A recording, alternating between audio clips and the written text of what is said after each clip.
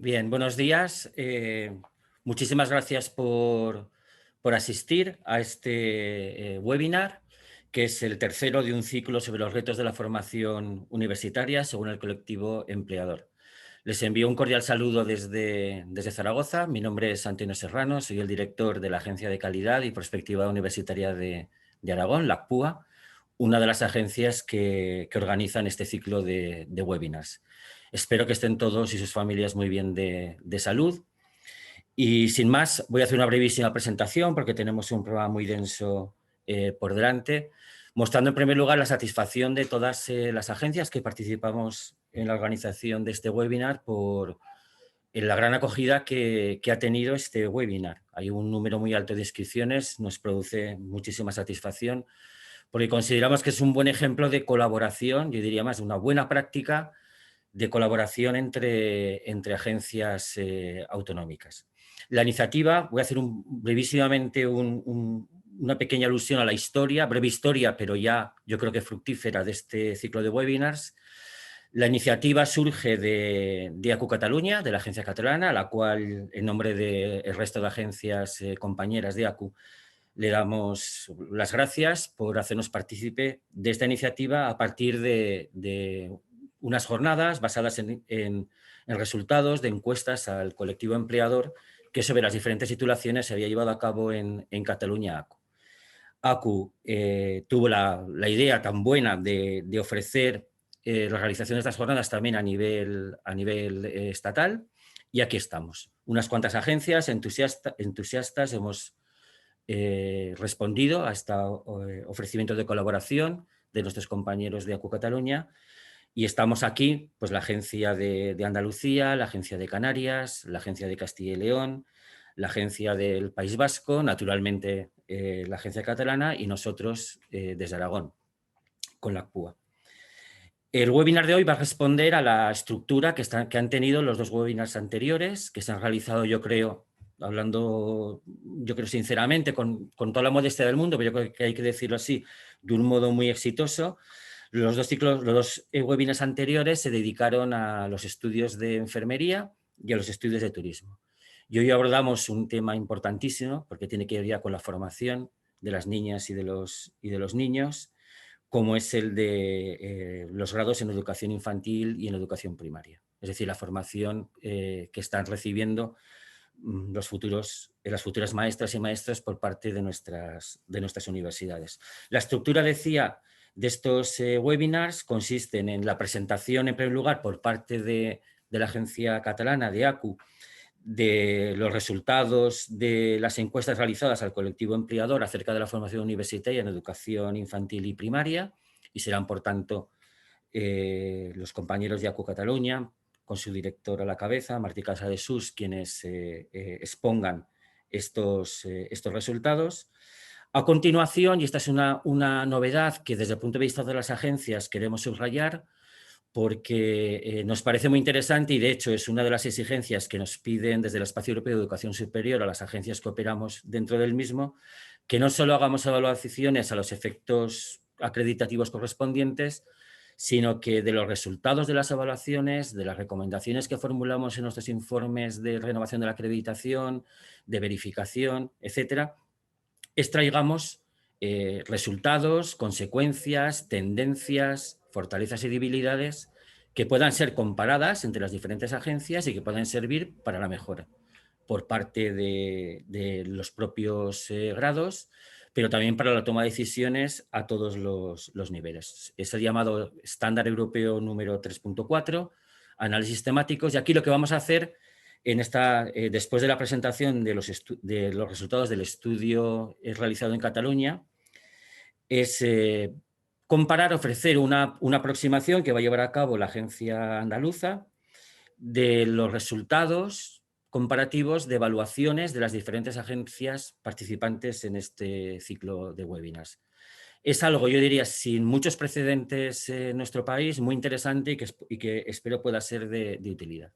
Y a continuación entraremos en un debate donde estarán todas las partes interesadas, o al menos las más relevantes, implicados en este esfuerzo por formar a las maestras y maestros en nuestro país, que moderará este debate la Agencia de Castilla y León, tras lo cual, y siempre con la posibilidad de que ustedes por la vía, los asistentes, por la vía del chat, nos hagan llegar las preguntas que intentaremos recoger, para que puedan ser también atendidas por las diferentes y diferentes ponentes, llegar a unas conclusiones que llevará a cabo, cerrando el webinar, el director de la Agencia del País Vasco, Unibasq, Iñaki Heras. Este es el programa de hoy, que esperamos que sea muy interesante. El programa es denso y, de nuevo, reiterándome agradecimiento y un saludo muy, muy cordial, cedo ya la palabra para exponer el primer bloque de este webinar a mi querido amigo y compañero Martí Casadesús, el director de la Agencia de Cataluña. Adelante, Martí, cuando quieras. Buen día. Buenos días, buen día. Buenos días desde Cataluña, desde DACO Cataluña en este caso. Vamos a iniciar la presentación del estudio realizado por DACO Cataluña sobre la opinión del colectivo empleador en la formación de maestros de educación infantil y primaria. No es raro que esto sea un trabajo, una pregunta muy simple, que es que ¿qué piensan los ocupadores? Es decir, ¿qué piensan los directores de escuela acerca de los graduados que estamos formando en las universidades? Pero en cambio bastante difícil de hacer. Hay pocas experiencias en este sentido. Únicamente tenemos una experiencia hace 4 años que hicimos un estudio similar, aunque ahora lo hemos intentado mejorar, lógicamente. Este es un estudio que fundamentalmente se ha hecho, bueno, básicamente a través de unas encuestas en Cataluña. Se ha presentado recientemente únicamente a los directores, a los decanos, disculpad, y decanas del sistema universitario catalán, pero que tenemos la intención de transferirlo a todo el sistema estatal, fundamentalmente porque creemos claramente que muchas de las conclusiones son extrapolables al sistema, claramente. Y en todo caso, si alguien considera que no son extrapolables, sí que hay aspectos que pueden ser muy transversales, teniendo en cuenta que la formación parte de un decreto que es el mismo para todas las facultades y que el sistema es bastante similar. Luego, con este ánimo, intentamos presentar los datos que hemos obtenido. Lo presentará Sandra Nieto, a quien tengo el gusto de presentaros ahora mismo. Sandra es técnico superior de la agencia. Es licenciada en Economía y también doctorada en Economía por la Universidad de Barcelona. Por favor, Sandra, adelante. Y en paralelo, disculpad, toda la información la encontraréis en la página web. Ahora también en el chat os voy a dejar un link al estudio directamente. Y cualquier pregunta, introducirla en el chat, porque al final, como ha comentado Antonio, intentaremos responder a aquellas que sean posibles. Muchas gracias, Sandra. Bien, espero que veáis bien ya la presentación. Antes de nada, agradeceros vuestro interés en este webinar.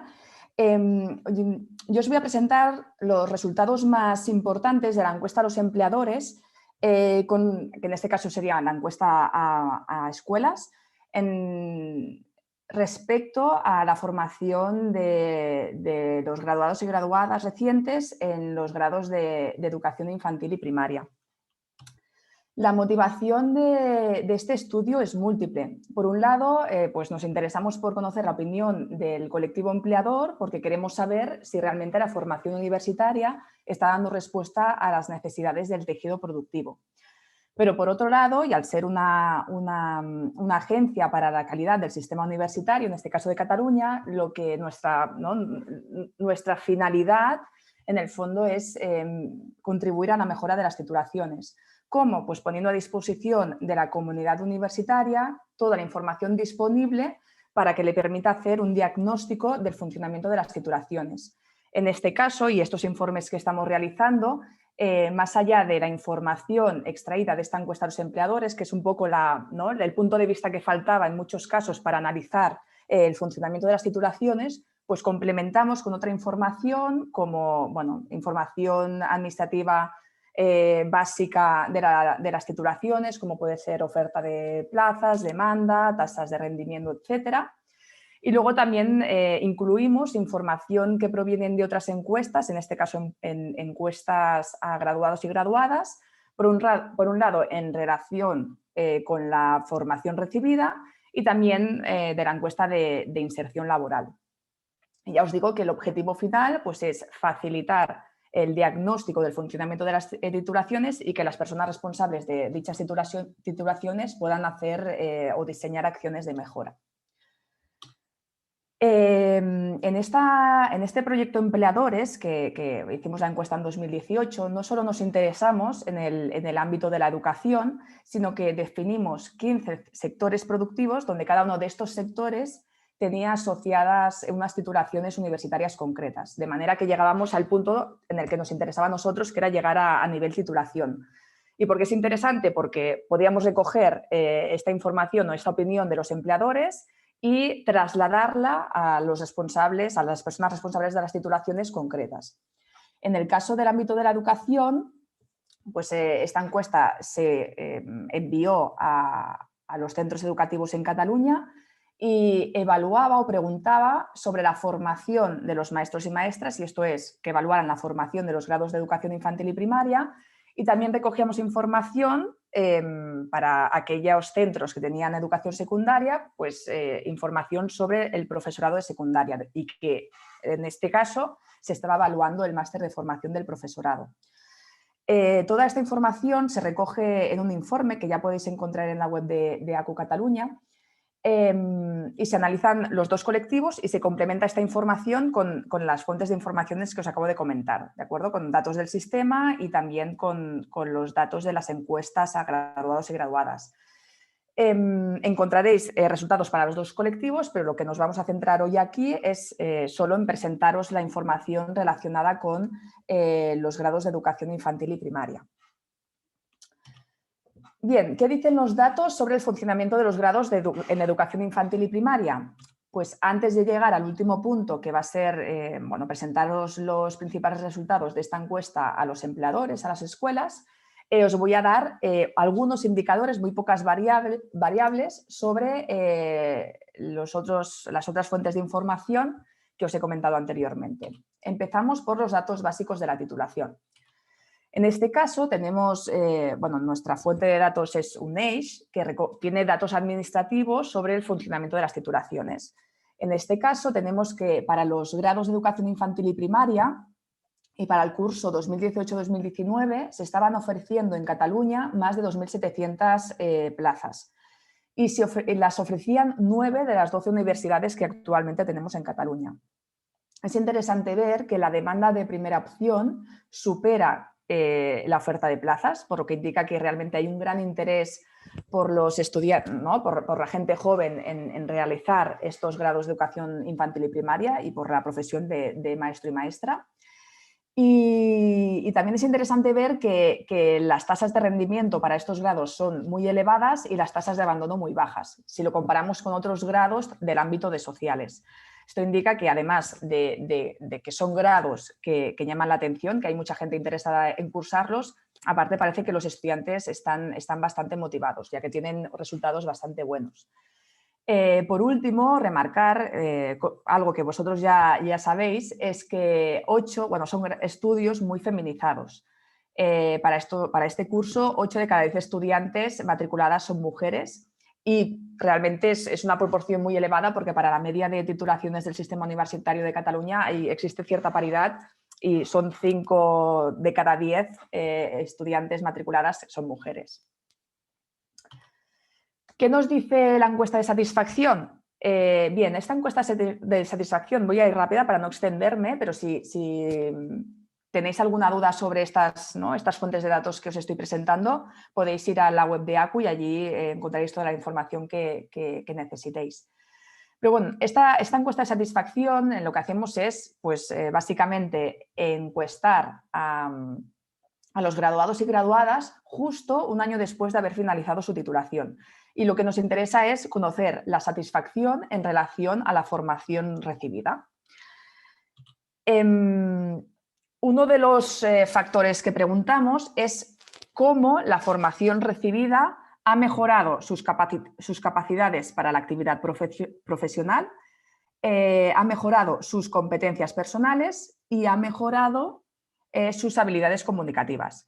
En el caso de los graduados y graduadas en educación infantil y primaria, esta satisfacción es de 7,4 en una escala de 0 a 10, por lo tanto es bastante buena en los 3 factores y es ligeramente superior a la media de titulaciones del Sistema Universitario de Cataluña, que como veis es entre 7 y 7,2. Si nos fijamos en la satisfacción que tienen con respecto a las prácticas externas, aquí sería un poquito la parte muy positiva de estos grados en educación infantil y primaria, que valoran esta satisfacción en un 8,5. De hecho, es de las titulaciones que tienen una valoración más elevada, que si lo comparamos con la media de titulaciones del SUC, del Sistema Universitario de Cataluña, veis que es de 6,9. Por lo tanto, el punto fuerte de estos grados son la utilidad de las prácticas externas. Por el contrario, tenemos que la utilidad del trabajo final de grado pues, tiene bastante recorrido para mejorarlo. En este caso, la utilidad del trabajo final de grado para los graduados y graduadas de educación infantil y primaria es de 6,1, mientras que para la media de titulaciones del SUC sería de 6,7. A pesar de ello, cuando les preguntamos si en global están satisfechas con la titulación, pues los graduados y graduadas en educación infantil primaria lo valoran con un 7,1, que es muy similar a la media de titulaciones del 7,2. Por lo que, según estos datos, puede parecer que realmente los graduados y graduadas en infantil y primaria están bastante satisfechas con la formación recibida. Ahora, ¿cómo es la inserción laboral de los graduados y graduadas en infantil y primaria? Para ello, pues os voy a presentar algunos indicadores de la encuesta de inserción laboral, que es una encuesta que realizamos a los graduados y graduadas a los 3 años de haber finalizado sus estudios. Y en este caso, bueno, lo que nos interesa saber es pues, si están trabajando a los 3 años de haber finalizado los estudios y cuáles son las condiciones de este trabajo y otros factores. En este caso, como parte muy positiva, tenemos que los graduados y graduadas en educación infantil y primaria trabajan a los 3 años de haber finalizado la titulación y además trabajan de lo que han estudiado, ejercen de maestros y maestras, la mayoría de ellos. Y esto probablemente tiene que ver que es una profesión regulada y solo pueden acceder los que han cursado estos grados específicos, pero bueno, es un muy buen indicador si lo comparamos con el resto de titulaciones del Sistema Universitario de Cataluña, donde, bueno, en este caso 7 de cada 10 estarían realizando funciones propias de la titulación, mientras que, como veis, es el 82% en el caso de educación infantil y primaria. El punto negativo de la inserción laboral pues son las condiciones laborales, ¿no? Los maestros y maestras se caracterizan por tener contratos temporales y parciales, ¿no? No son a tiempo completo, sino que son a tiempo parcial. Y si os fijáis, los porcentajes doblan el respectivo para la media de titulaciones del Sistema Universitario de Cataluña. El 68% de maestros y maestras tienen contrato temporal a los 3 años de haber finalizado la titulación, mientras que para la media de titulaciones del SUC es del 35%. Y con respecto a la temporalidad, pues lo mismo. La mitad de maestros y maestros tienen un tipo de contrato a tiempo parcial, y esto representa el 23% para la media de titulaciones del Sistema Universitario de Cataluña. A pesar de ello, cuando se les pregunta a los 3 años si volverían a repetir la titulación, tenemos que el 86% de los maestros y maestras dicen que sí, que volverían a repetir, mientras que para la media de los grados de Cataluña este porcentaje es del 71%. Y por último, en esta encuesta también se les pregunta cuál ha sido el nivel de formación de las competencias durante el periodo que han estado estudiando el grado. En el caso de los maestros y maestras, destacan sobre todo la adquisición de la competencia de trabajo en equipo, la formación práctica y la expresión oral escrita, así como el pensamiento crítico. Y como veis, si estas son las competencias mejor adquiridas por los maestros y maestras, el resto de competencias que los adquieren en un nivel inferior, la mayoría suelen ser superior a la otra columna que representa la media de titulaciones que se imparten en Cataluña. por lo que la encuesta de inserción laboral también muestra que los maestros y maestras trabajan, volverían a repetir la titulación y consideran que han tenido una adquisición de competencias bastante buena si lo comparamos con el resto de titulaciones del sistema. Y ahora, pues, ¿qué piensan las escuelas sobre la formación de los maestros y maestras que acaban de salir de la universidad? Pues para ello tenemos esta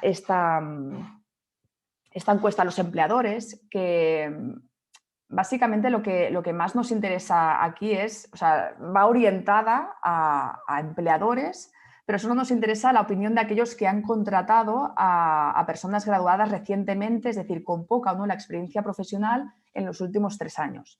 ¿Por qué poca o nula experiencia profesional? Porque en el fondo lo que queremos evaluar es la formación universitaria. Por lo que esperamos o lo que pedimos es que evalúen a aquellos graduados y graduadas que acaban de salir de la universidad y que no han tenido tiempo a formarse por otras vías. Las dimensiones de esta encuesta son básicamente 4. Por un lado, preguntamos cuáles son los factores importantes para la contratación de maestros y maestras. En segundo lugar, preguntamos cuáles son las competencias que deberían mejorar en la formación o en los grados de educación infantil y primaria. Luego nos interesamos por saber cuál es el nivel de colaboración de estos centros educativos, de estas escuelas, con las universidades. Y por último, les preguntamos sobre la perspectiva del sector, que básicamente es cuáles serán las competencias y las especialidades del futuro en el mundo de la educación infantil y primaria. Empecemos por los factores de contratación. Unos datos básicos sobre la muestra. Tenemos una población de casi 3.000 centros educativos que imparten infantil y primaria y también secundaria, porque recordaos que en el trabajo de campo recogemos opinión de todos. Obtenemos una tasa de respuesta del 8%, que os puede parecer baja, pero si os movéis en el mundo de las encuestas online, realmente es de las que ha funcionado mejor, y hemos obtenido una muestra de casi 250 escuelas. Comentaros que lo que os voy a presentar a continuación hace referencia al 67% de centros que nos están evaluando la educación infantil y primaria, porque hay un 33% de esta muestra que nos evalúan al profesorado, ¿vale? Recordad que los resultados los tenéis en el informe, pero hoy nos vamos a centrar en la parte de educación infantil y primaria, en este 67%. Bien, ¿cuáles son los factores más importantes para la contratación de maestros y maestras? En este caso, recordad que los centros, ¿no? Aquí es cuando entra la importancia de la titularidad del centro. En el caso de los centros privados y concertados, ellos tienen total libertad para escoger a los maestros y maestras que consideren oportuno. Y en el conjunto de centros públicos, desde 2014, que se publicó el decreto de plantillas, los centros públicos tienen una cierta autonomía para escoger al perfil del nuevo personal docente. Y en este caso, en la encuesta 2018, teníamos que 6 de cada 10 escuelas públicas se habían acogido al decreto de plantillas, es decir, habían tenido esta cierta flexibilidad a la hora de escoger su personal docente. Así pues, los factores que han sido importantes a la hora de contratar nuevos maestros y maestras, tanto para los centros privados y concertados como los centros públicos que se habían acogido al decreto de plantillas, son los siguientes. Valoran en una escala de 0 a 10 con un 9, un 9,3 y un 9,4 la importancia de las competencias personales de las personas candidatas, las competencias sociales y las competencias cognitivas. Y este es un resultado que hemos obtenido en los 15 sectores que hemos analizado en este proyecto Empleadores. Además, sigue siendo importante, aunque no con esta intensidad, la capacidad o el poder impartir clases en inglés, así como tener formación complementaria, la versatilidad. Y parece que no es importante para la contratación haber realizado estancias internacionales, el centro donde se han realizado las prácticas y el prestigio de la universidad o centro donde se han formado. Además, a los centros concertados y privados les preguntábamos si habían tenido dificultades a la hora de contratar maestros y maestras. En este caso, 7 de cada 10 decían que sí, que habían tenido dificultades para encontrar al personal adecuado, y las razones que más repetidas son pues, que los perfiles son poco versátiles y que tienen una falta de personas candidatas con un nivel de inglés suficiente. Y ahora, ¿cuáles serían las competencias, tanto transversales como específicas de los maestros y maestras, que se debería mejorar en la formación universitaria? Pues con respecto a las competencias transversales, que este es un conjunto de competencias que preguntábamos a los 15 sectores que hemos analizado, obtenemos que en torno a la mitad de las escuelas identifica una necesidad de mejorar las competencias de resolución de problemas y toma de decisiones y formación práctica. Estas son 2 competencias que también hemos obtenido en los 15 sectores analizados, es decir, es un problema o es una limitación o es un aspecto de mejora del sistema, ¿no? de todos los estudios universitarios que se están ofreciendo actualmente. O sea, es una limitación o un aspecto de mejora de los estudios universitarios en general. Además, en el caso de los maestros y maestros, también destaca la capacidad de generar nuevas ideas y soluciones, la creatividad y el trabajo en equipo. De estas competencias son las que salían mejor valoradas según los graduados y graduadas. Decían que realmente habían adquirido un buen nivel de estas competencias, pero cuando les preguntamos a los empleadores dicen, bueno, al igual sí que lo han trabajado mucho, pero creemos que deberían tener un mejor nivel. Con respecto a las competencias específicas de maestros y maestras, obtenemos que, por un lado, como parte positiva, parece que hay un buen nivel de formación disciplinar, es decir, no encuentran ningún tipo de problema pues, en el conocimiento de lenguas, ciencias sociales, plástica, educación física, ciencias y tecnología o incluso matemáticas. Donde sí que encuentran un gran margen de mejora sería, sobre todo, de hecho lo dicen 7 de cada 10 centros, en la capacidad para gestionar el aula, que sería una competencia básica para que funcione, ¿no? Para que haya un correcto aprendizaje, que es que el aula se pueda gestionar o se gestione correctamente. Después, alrededor de la mitad de los centros también identifican una necesidad de mejorar la capacidad de la detección y actuación en situaciones de dificultades, tanto de aprendizaje, sociofamiliares, etc. En el diseño y la evaluación de procesos de educación-aprendizaje y, por último, en la innovación pedagógica e investigación educativa.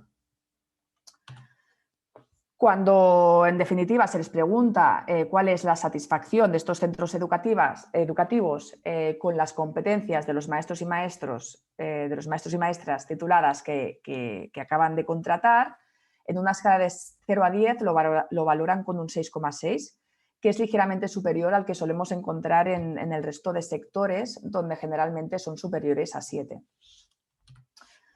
Luego, un factor interesante sería este resultado sobre la colaboración de los centros educativos con las universidades.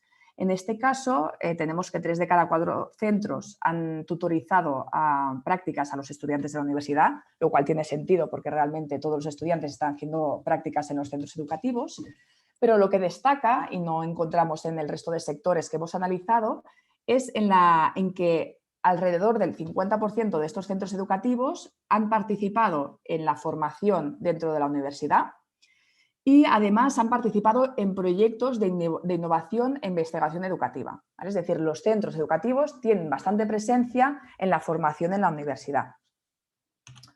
Y por último, les preguntábamos cuáles serían las competencias y especialidades del futuro en el sector de la educación, en este caso de la educación primaria e infantil. Esta encuesta la hicimos en 2018 y preguntábamos a 2 años vista, por lo tanto ya ha pasado todo, pero bueno, es interesante ver que ya en 2018 nos decían que las competencias más importantes para los maestros y maestras son las relacionadas con los idiomas, y las nuevas tecnologías, ¿vale? Y estas mismas competencias salían como especialidades también del futuro. Nuevas tecnologías, idiomas, atención a la diversidad y los conocimientos de STEM. Y bien, esto sería todo los resultados más interesantes del estudio. A modo de conclusión, es decir, que parece que los graduados y graduadas tienen una alta satisfacción con la formación recibida, especialmente con las prácticas externas. Sí que parece haber un margen de mejora con la utilidad del trabajo final de grado. Que por otro lado, los centros educativos destacan la necesidad de mejorar especialmente la capacidad de gestionar el aula, pero también a otras competencias relacionadas con la gestión del grupo, detección e interacción en situaciones de dificultades, diseño y evaluación de procesos de educación y aprendizaje, innovación pedagógica. Y por último, remarcar la importancia de las competencias en idiomas y nuevas tecnologías. Y esto sería todos los resultados que tenemos. Si tenéis dudas, creo que está diseñado en que lo preguntéis en la mesa redonda, que se celebrará de aquí un ratito. A ver si puedo dejar de stop share. Y paso la palabra a José Gutiérrez, de la Agencia Andaluza, que os hará una presentación muy interesante sobre las debilidades o los puntos de mejora de las titulaciones de infantil y primaria en los procesos de acreditación. Pepe, te paso la palabra.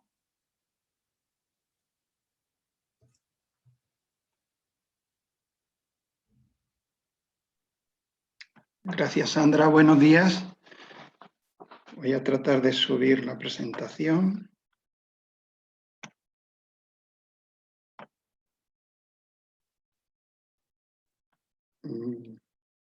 ¿Se ve? Sí, Pepe, perfecto. Bueno, buenos días. La presentación yo soy Pepe Gutiérrez, coordino el área de acreditación institucional de la DEVA, de la Agencia Andaluza, y la presentación que yo voy a compartir con vosotros está relacionada con qué tipo de utilidad pueden tener estos estudios para el diseño de nuevos planes de estudio, la modificación, el seguimiento o la renovación de acreditación de los títulos en curso. Y vamos a ofrecer una panorámica a partir de un estudio que hemos realizado relacionado con toda la casuística que recoge las visitas que habéis tenido los responsables de títulos, los responsables de facultades a cada uno de los títulos de maestro en relación a los 7 criterios que evalúan las diferentes agencias. El estudio que presentamos es un estudio integrado de todas las agencias que organizan este webinar y también aporta datos la agencia gallega. Como sabéis, sobra dar detalles de lo que supone el ciclo de aseguramiento de la calidad de un título, en este caso del título de maestro. La verificación es el procedimiento de evaluación ex ante que requiere de estudios de viabilidad, estudios de mercado, de la oportunidad de la oferta, de la cualificación del profesorado que avala esa solicitud, de la infraestructura y todo este tipo de cosas. Los estudios de maestro, al hilo de todos los procesos de verificación que han sufrido, especialmente a partir de la verificación de 2007 con la LOU, con la implantación del grado, nos situamos ante unos títulos muy consolidados, son planes de estudio muy consolidados, son planes de estudio con una larga trayectoria de funcionamiento y amparado en una cierta consulta externa. Aquí ya podríamos detectar una primera debilidad en el propio diseño. ¿En qué medida cuando se diseñan estos títulos se hacen consultas externas a directores de centros, a empleadores en general? Hablamos de una profesión regulada y esta profesión regulada permite ir modificando el título con presencia también a lo largo de los distintos ciclos de estos empleadores. Por ejemplo, los procesos de modificación dan por bueno el título, pero pueden estar sometidos a la incorporación de una nueva mención de especialidad o la incorporación de un título bilingüe o bien un doble título, como está al uso en los últimos años. ¿Dónde participan también los empleadores en todo este ciclo? Bueno, como sabéis, los empleadores están presentes en las diferentes audiencias que hay de renovación de acreditación. La presentación, como digo, se va a centrar en resultados ligados a las visitas que hemos tenido en los últimos años a partir de los procesos de renovación de acreditación, donde se han puesto de manifiesto, en términos generales, pues algunas debilidades relacionadas con la información pública disponible, con los SIS, con la internacionalización, con la inserción, y también destacan importantes fortalezas en temas de práctica, profesorado, plan de estudio e infraestructura, lo cual mantiene una simetría con los resultados que acaba de mostrarnos Sandra anteriormente. Como decía, nos situamos ante un título muy profesional puesto que se ajusta a una profesión regular. El mapa de títulos, la oferta de títulos a nivel nacional y por comunidad, la tenéis presente en la gráfica. El color azul representa los estudios de primaria, el naranja los estudios de infantil y la línea gris representa lo que son dobles títulos. Estamos ante una oferta amplia de 98 títulos de grado de infantil, 98 de primaria, 25 dobles títulos y con elementos asociados. Un porcentaje importante de estas titulaciones son centros adscritos en distintas comunidades autónomas y 41 de ellos centros privados. En cuanto al volumen de estudiantes que cursan estos títulos a lo largo de un año, aquí tenemos datos globales desde primero hasta cuarto de grado de primaria infantil. El grado de primaria lo cursan en torno a 68.000 estudiantes cada año. Hablo de primero a cuarto. Y el grado de infantil en torno a 40.000. En la gráfica de la derecha podéis comprobar cómo el color naranja está por encima del color azul. Quiere decir que la demanda es superior tanto en primaria como en educación infantil. En términos generales, puede haber alguna excepcionalidad en algún centro, en alguna comunidad autónoma. Bien, esos serían algunos datos de contexto. Aquí tenéis lo que sería una radiografía global de este estudio que integra todas las visitas que se han realizado en las distintas comunidades autónomas de las agencias que organizan este webinar, que figuran en la cabecera de la transparencia, junto con datos que aporta Galicia. El color azul representa aspectos que se alcanzan. Sabéis que la valoración que se hace de cada uno de los criterios, tenemos 7 criterios: indicadores de satisfacción, resultados, infraestructura, profesorado, diseño del programa formativo, sistema de gestión de la calidad, información pública disponible. Cada uno de estos criterios tiene sus criterios y finalmente tienen una valoración global. La línea azul representa en el criterio 7, por ejemplo, el porcentaje de valoraciones globales sobre el criterio se alcanza, con lo cual estamos en un término bastante óptimo, de un 80% de las valoraciones están en se alcanza. Incluso el 20% restante son valoraciones relacionadas con un se alcanza parcialmente. Los criterios de excelencia se sitúan en el color azul clarito, a la izquierda de la pantalla, y vemos que estos títulos destacan en excelencia en algunos elementos relacionados con resultados, indicadores de resultados, en tasas, infraestructuras y también en información pública disponible. En el ámbito de la derecha encontramos en color gris algunos de los criterios que no se cumplen. En concreto, en resultados, pues a la hora de comparar las tasas que prometemos en las memorias verificadas con las tasas concretas que se obtienen a final de curso, pues hay disparidad. Eso hace que este criterio aparezca como no se alcanza. También en infraestructura aparecen algunas valoraciones como no se alcanza, y en el diseño del programa formativo podemos encontrar también que hay un ámbito de mejora considerable.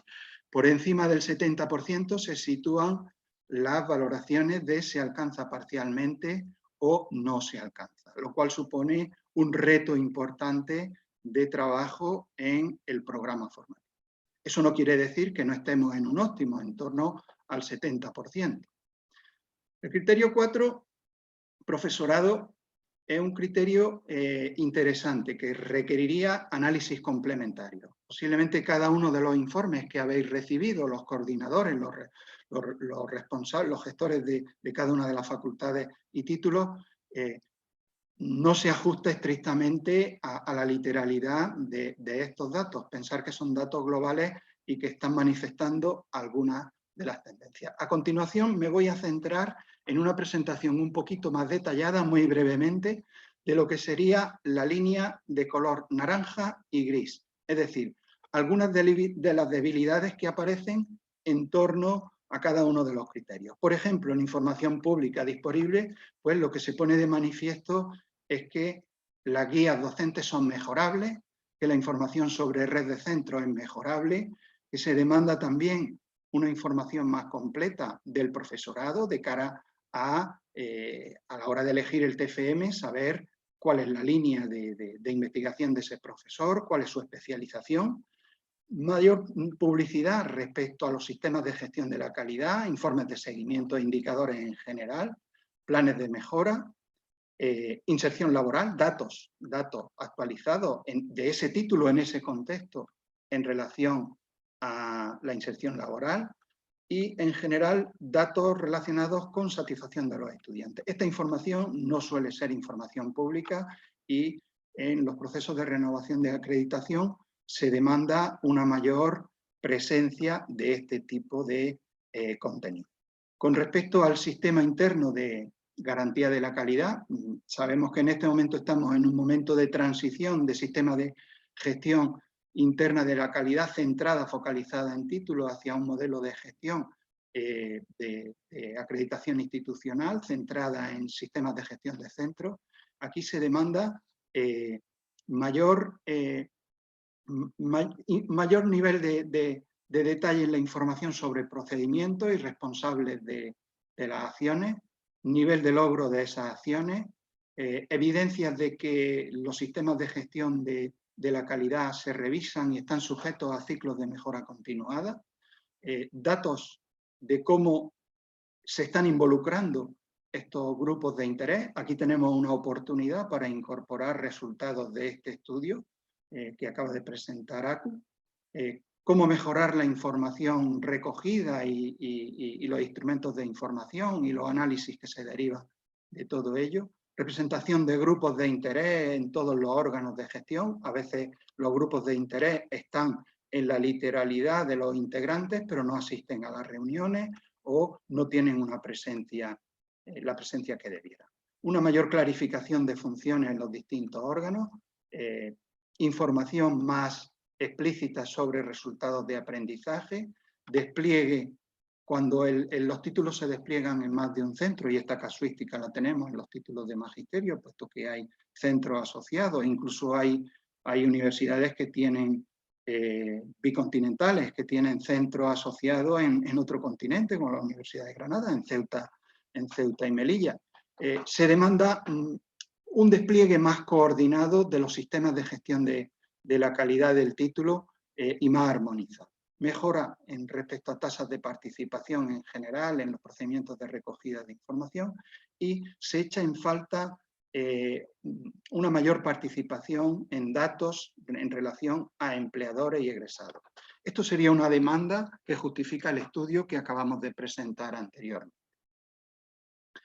En cuanto al programa formativo, algunas de las ideas que aparecen de manera sistemática es la reducción de ratios, un enfoque de la formación más orientada a las competencias y a la evaluación de esas competencias, una demanda de unificación y coordinación de guías docentes, de guías de prácticas, de guías de TFM, una mejor relación entre oferta formativa y y matrícula, en algunos casos al alza y en otros a la baja. Hay centros, especialmente algunos centros asociados, que no acaban de cubrir la oferta de plazas que prometen en verificación.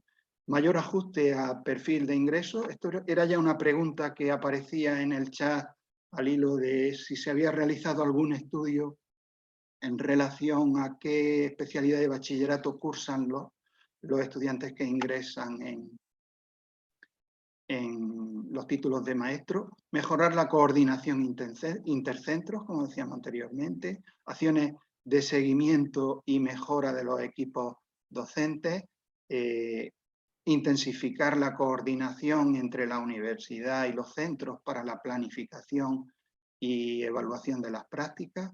Hay una demanda explícita de visita a los centros que resulta de la evaluación de los criterios. Se demanda que haya más presencia de la universidad en los centros educativos de infantil y primaria, de los tutores académicos.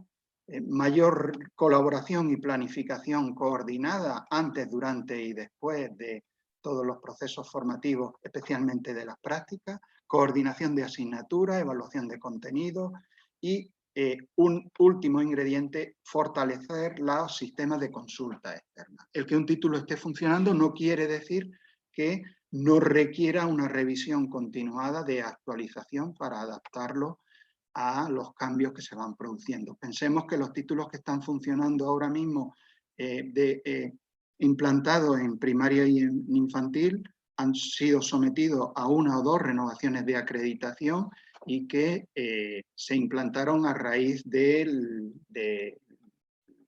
la llegada de la LOCSE y de la reconversión de la diplomatura al grado.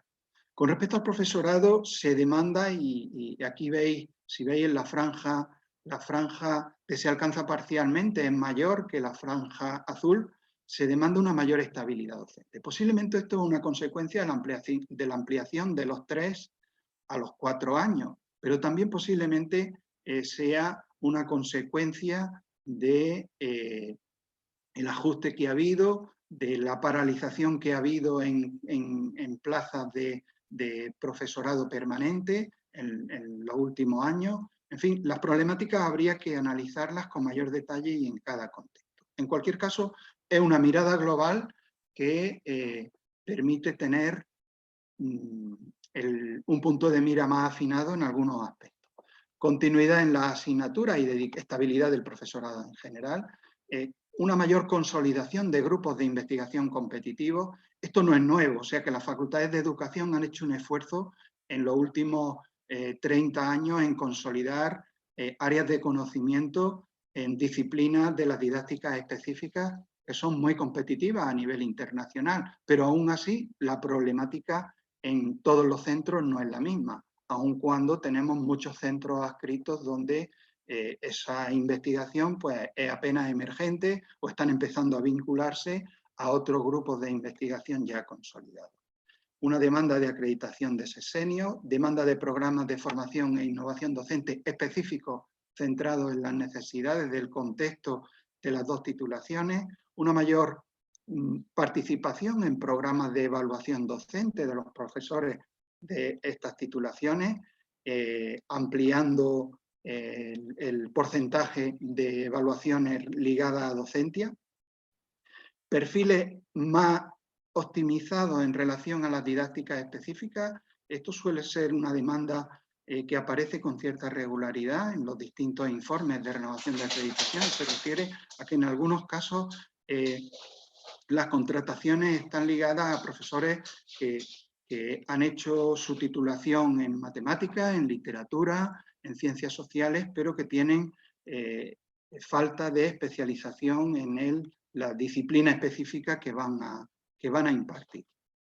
Participación en órganos colegiados del profesorado. Hay también un porcentaje importante de profesorado que son profesores contratados doctores, algunos de ellos a tiempo parcial, vinculados a centros educativos, con lo cual supone también otra problemática complementaria. Mayor coordinación vertical y horizontal, procedimientos más ajustados de asignación de tutores y una atención a este tipo de oferta de títulos bilingües que han empezado también a aparecer en los últimos años. En relación a infraestructuras, ya veis que no hay una especial consideración. En cuanto a resultados de aprendizaje, mayor coordinación entre los centros, un seguimiento de logro de las diferentes tasas, adaptando esas tasas al contexto y a la comparación de lo comprometido en las memorias de verificación, modelos de formación más orientados a la adquisición de competencias y resultados de aprendizaje, una mayor implementación de metodologías activas, de indagación, de trabajo colaborativo, de autorregulación de aprendizaje, en torno a esas demandas que aparecían por parte de los empleadores en la presentación de Sandra anteriormente, actividades de enseñanza más volcadas a la mirada global e integradora, especialmente en el ámbito de la educación infantil, instrumentos de evaluación orientados al tipo de competencias, no es lo mismo competencias conceptuales que aquellas competencias de acción, más orientadas a la gestión del aula, sistemas de evaluación específicos más centrados en lo que sería la evaluación de la capacitación didáctica y también la revisión de sistemas de evaluación de prácticas externas y trabajos de fin de grado. La presencia de elementos virtuales también aparece como un elemento a considerar con mayor demanda de integración en los procesos de formación. En cuanto a indicadores de satisfacción, este sería otro de los elementos que aparecen en torno a un 80%, con un porcentaje aceptable. Aún así, hay un déficit importante de estudios de inserción laboral de egresados, suele ser un patrón reiterado que aparece en todos los informes, una baja satisfacción con de determinados grupos de interés respecto a aspectos relacionados con la forma de asignar prácticas, la forma de elegir centros, un mayor contacto con los egresados, y aquí los programas alumni son una vía de progreso y trabajo futuro, mayor incremento de la satisfacción de las prácticas, aun cuando el porcentaje, como mostraba Sandra, es elevado, en torno a un 8, hay una demanda de aspectos específicos de trabajo de los programas más coordinados en torno a tutores y profesores de universidad. Mayor publicidad y calidad en el trabajo de los TFGs y un desarrollo del programa formativo coordinado y orientado a esa idea de evaluación de competencias. Datos relativos a uso de servicios de orientación académica y profesional y mayor incremento de movilidad. Y con esto acaba la presentación por mi parte y paso la palabra a la compañera Sandra de Axucil.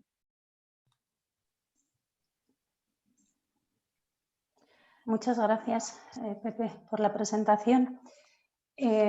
Bueno, comenzamos ahora con la parte de debate y para este debate, por supuesto, contamos con la participación de todas las personas que estáis conectadas, con todas las preguntas que ya habéis ido dejando en el chat y contamos también con la participación de 3 personas implicadas en todo esto de la gestión y de la evaluación de los grados de infantil y primaria. Contamos con Gonzalo Jover Olmeda, que es decano de la Facultad de Educación de la Universidad Complutense de Madrid. Muchísimas gracias por estar hoy aquí y aceptar esta invitación. Encantado, Sandra. Gracias a vosotros. Contamos también con María del Pilar González, que es asesora técnico-docente en Inspección Central de Educación en la Junta de Castilla y León y ha sido durante 12 años directora general de Innovación y Formación del Profesorado. Muchísimas gracias también, Pilar, por estar hoy aquí y aceptar la invitación. Encantada y gracias a vosotros.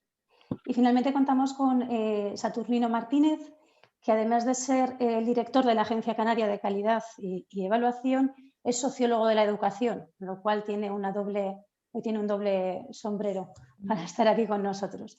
Es decir, bueno, si os parece, gracias, Saturnino.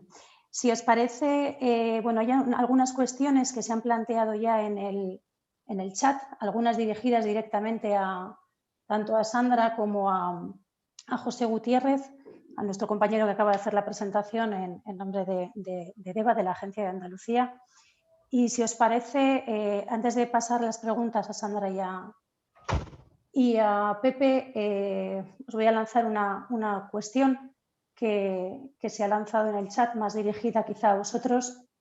Es una cuestión muy general, que no sé siquiera si podréis contestarla. Es en relación que dicen que se podría conocer si hay demanda de maestro en educación primaria y de fuera de España en la actualidad. Es una cuestión bastante técnica que no sé si podremos llegar a contestarla. Sí, hasta donde yo sé, sí hay demanda. O sea, de hecho hay déficit en algunos países hay déficit de personas que se quieran dedicar a la profesión, especialmente en algunos ámbitos. Más quizás en secundaria, en ciencias que en primaria. Pero en primaria también. De hecho, ha habido en algunos países campañas para animar a la gente a que se dediquen a ser maestros y maestras. Ahora mismo no sabría darte datos porque no hace tiempo que dejé de perseguir esto, pero lo ha habido y supongo que sigue habiéndolo. Sí. En nuestra facultad, por ejemplo, ahora supongo que ya no, desde el Brexit, pero todos los años venía una especie de asociación británica a contratar a egresados de aquí y bastantes estudiantes se iban a trabajar a escuelas inglesas. Muchas gracias. Hay otra cuestión que plantea José Luis y es que pregunta si hay una relación entre la nota de corte de acceso, las ratios bajas y las competencias personales y de resolución de la gestión de aula de los maestros, directamente relacionado con el tema de las competencias personales. No sé si Gonzalo, Pilar, Saturnino. Sandra, ¿quieres por favor repetir la pregunta? Sí. Pregunta José Luis que si hay una relación, si existe una relación entre la nota de corte de acceso, las ratios bajas y las competencias personales y de resolución de la gestión de aula de los maestros. Yo lo que creo es, sin haber hecho investigación sobre ese tema en concreto, ¿no? Pero sí que me parece, por lo que sabemos de cómo es la formación en profesiones, ¿no? De que hay a lo mejor cierta tensión entre las cualidades personales que se pueden capturar a través de la nota, que normalmente están asociadas a lo que entre comillas alguna gente llama competencias duras, de contenidos de conocimientos y técnicos, y luego lo que estábamos viendo en el estudio que presentó Sandra, de las necesidades que se encuentra el profesorado en el aula, a la hora de tratar tanto con el alumnado como con la familia, y que son competencias blandas, ¿no? Y entonces ahí tenemos la cuestión de cómo el diseño de la universidad suele estar más orientado a esa formación de competencias duras, y esas competencias que tienen que ver con la sociabilidad, la gestión de emociones, el autocontrol, pues de manera explícita no está en el currículum. Como mucho podemos pensar en actividades que fomentan ese tipo de cuestiones, pero es verdad que quedan un poco fuera. Entonces, a veces puede haber esa tensión entre esos conocimientos adquiridos y luego esa sociabilidad que hace falta en la vida profesional, y quizás sea una de las lagunas que hay en la formación del profesorado, a juzgar por el estudio que se ha mostrado previamente. Muchas gracias. Y mira, lo que pasa es que de esto daría para hablar mucho. A mí realmente uno de los resultados más interesantes del estudio, que lo ha señalado también antes Sandra, es esta disonancia que existe entre lo que piensan los estudiantes que adquieren y lo que los empleadores detectan que les faltan. Y precisamente este déficit se da en las competencias, lo que se llama competencias personales, que decía Saturnino. Yo creo que aquí esto es una cosa muy complicada. Luego, cuando los empleadores les preguntan que especifiquen un poco más qué tipo de competencias, pues hablan efectivamente de la resolución de problemas, toma de decisiones, es decir, cosas que tienen que ver sobre todo con la autonomía del profesional. Y yo creo que aquí lo que ha pasado es que hemos tenido una evolución de lo que es la figura del maestro, a la que quizás los centros de formación no hayamos dado una respuesta todavía adecuada ni suficiente. Históricamente hemos pasado del maestro como una especie de artesano, es aquello de cada maestrillo tiene su librillo. Bueno, pues cada uno se organizaba como buenamente podía, era un artesano. a otra imagen que tenía más que ver como el artesano, como el maestro, como una especie de operario. El maestro es alguien, bueno, pues que aplica cosas que otros dicen que tiene que hacer. El conocimiento se crea en otros sitios, las matemáticas, la física, etcétera, la ciencia pedagógica también, y luego el maestro, pues todo eso lo aplica en el aula, pero él no lo genera directamente. Y hoy lo que vemos en los empleadores es que lo que están pidiendo es que el maestro sea lo que se conoce como un profesional, es decir, alguien que sea capaz de tomar decisiones. El problema que creo que tenemos en los centros de formación es que seguimos pensando en la figura del maestro, en esa figura del maestro más bien como alguien que aplica algo, que ha sido la figura tradicional en el sistema educativo, incluso en el mundo, hasta los años 70. En los años 70 esto en el mundo entra en crisis. Y no, es cuando, por ejemplo, empiezan a crearse facultades de educación en otras universidades. Yo he trabajado mucho el tema canadiense, por ejemplo, y en Canadá sucede así, con un problema muy complicado. En España, en el año 70, la formación de los maestros se lleva a la universidad. La formación de los maestros estaba en las escuelas normales, que no eran centros universitarios, eran más bien centros de formación secundaria superior, digamos, algo parecido a esto, escuelas profesionales, y se introduce en la universidad. Pero se introduce en la universidad por una especie de puerta pequeña. Se crean unos centros ad hoc, que son las escuelas de formación del profesorado de GB, entonces cuando se implanta la GB, cuyo profesorado, por ejemplo, no tenía que ser doctor. Claro, ahora se habla de promocionar más la investigación. Es que ese hábito todavía lo tenemos, hace muchos años, hacía 50 años, pero los hábitos son muy difíciles de cambiar. Y al mismo tiempo, para más INRI, la misma ley crea unos centros de investigación educativa que se van a encargar de la formación de los profesores de educación secundaria, que son los ICES. Entonces, eso digamos que relega todavía una función más secundaria a las escuelas de formación del profesorado. La investigación, la innovación se va a hacer en unos centros que no tienen nada que ver con los centros donde se forman los maestros.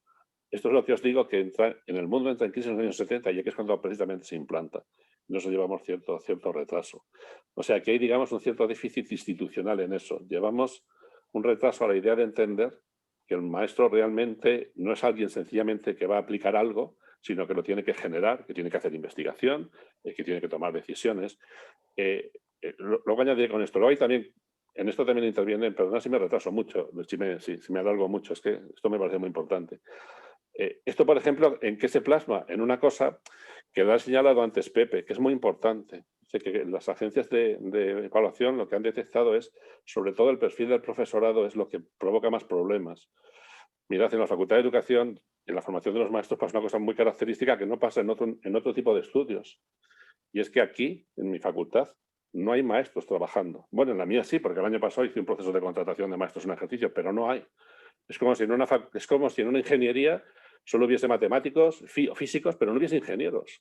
Aquí no hay maestros, o sea, es muy difícil. Entre otras cosas porque los maestros tienen horarios muy complicados, etcétera, porque no había tradición, porque antiguamente los maestros no podían llegar a ser profesores de universidad porque no tenían el nivel de formación y podían hacer un doctorado, etcétera, etcétera. Y esa lógica la seguimos teniendo. Y luego hay cuestiones tremendamente complicadas en esto, ¿no? Pero eso es una cosa que yo creo que realmente por lo que la Facultad de Educación estamos trabajando para que se corrija y se pueda modificar. Porque eso es lo que haría, digamos, retroalimentar el sistema y dar realmente la sensación de lo que es un maestro. Que los propios maestros llegasen a ser los formadores de las generaciones de maestros del futuro en la propia universidad. Eso es tremendamente complicado, como os digo. Aquí lo estamos intentando en mi facultad, pero es muy difícil por multitud de condiciones. Yo creo que eso reforzaría mucho más esa imagen que os digo del maestro como un profesional de algo, porque él sería su propio formador, por decirlo así. Y luego hay también determinados tipos de condiciones sociales que no ayudan. Yo no lo sé, sé que en el chat hay mucha gente que trabaja en facultades, porque reconozco algunos. Yo no sé si eso está pasando. Yo desde hace unos 5 años tengo la experiencia de que cada vez vienen a hablar conmigo más padres y madres de los estudiantes. Esto en mi época sería impensable. Recuerdo hace poco, un poco antes de encerrarnos con esto de la pandemia, que vinieron dos chicas a verme y yo pensaba que eran 2 estudiantes. Entonces empezaba a hablar una, hasta que me di cuenta que no era estudiante, era la madre de la otra, era muy joven. Bueno, pues bien, de hecho se lo dije, mire, disculpe, es que pensaba que eran 2 compañeras, no me había dado cuenta que era usted su madre, y ya claro, dijo, pues qué bien, muchas gracias por el piropo, ¿no? Y le dije, pero déjele usted hablar a la hija, y la hija respondió, no, si es que mi madre no me deja hablar. Claro, y yo le dije a madre, mire, tenga usted en cuenta que su hija dentro de 2 años es maestra en una escuela y va a tener que atender a padres, ella. ¿Va a ir usted a hablar también a la escuela por ella cuando tenga un problema con un padre? ¿O cómo vamos a hacer? Entonces es verdad que nos falta, yo creo, mucho por trabajar sobre todo, es lo que yo pediría, trabajar más por generar más autonomía a nuestros estudiantes. En todas las profesiones es necesario, pero en la nuestra muchísimo, muchísimo, muchísimo más. Dejar más espacios de iniciativa. Yo creo que a los estudiantes el sistema que tienen de formación en las facultades está demasiado controlado. O sea, se lo damos todo demasiado hecho y todo demasiado controlado y demasiadas cosas. Yo creo que tenemos que revertir un poco la lógica. Siempre pensamos que para mejorar habría que hacer más. Yo creo que a veces para mejorar lo que hay que hacer es hacer menos. Yo no sé, a los que sois de agencias de evaluación, yo os diría que cuando vayáis a la Facultad de Educación preguntéis 2 cosas. Primera, ¿cuántos maestros tiene usted aquí contratado? Y después, ¿qué cosas ha dejado usted de hacer para mejorar la calidad? No qué cosas ha hecho de más, porque vamos siempre en una lógica de incrementar. Hacer más, hacer más, hacer más, hacer más. A veces mejor, esto no es mío, esto lo dijo Ortega y Gasset. Dijo que la universidad tenía que haber lo que él llamaba la economía de la enseñanza, la economía, definir muy bien qué es lo que se necesita, pero muy bien, muy bien, muy bien, muy bien. Ya termino, que me estoy enrollando mucho. Yo antes de la pandemia, intenté crear en mi facultad una cosa que se llamaba el espacio libre de créditos, porque nos hemos metido también en una idea de que todo lo que hacemos vale porque vale para algo, no porque vale por sí mismo, porque vale para otra cosa.